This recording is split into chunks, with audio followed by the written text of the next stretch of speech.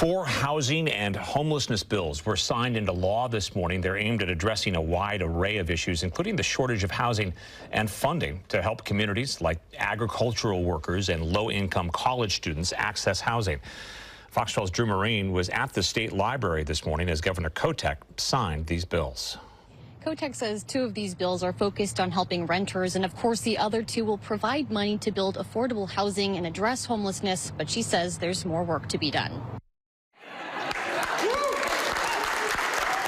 This legislative session, Governor Tina Kotek says $1.2 billion has been allotted to tackle the housing and homelessness crisis in the state. $650 million going toward construction of affordable housing and $500 million earmarked for assisting Oregonians in becoming homeowners. Several bills, including 4 signed into law by Kotek Thursday, are just a few that are intended to help communities who need it most. House Bill 3395 is aimed at creating more housing and making the process to build affordable housing a little easier. This bill also addresses housing instability among college students. According to Representative Maxine Dexter, more than half of Oregon college students don't have reliable housing or are homeless. This bill will give $4 million in grants to nonprofits that help those students find a place to stay. $10 million from 3395 will also go towards creating community housing for agricultural workers and their families. These individuals pick our food and care for our crops.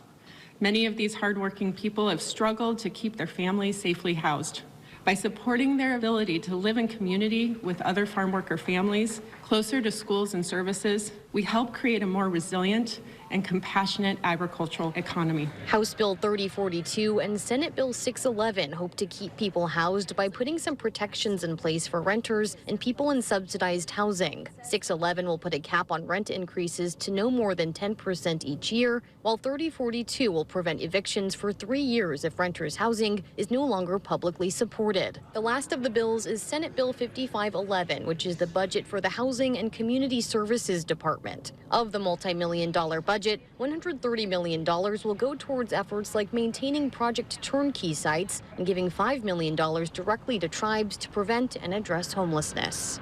Kotek says she's looking forward to next year's session, in which she hopes to revisit topics like expanding land supply. Live in Salem, Drew Marine, Fox 12 Oregon.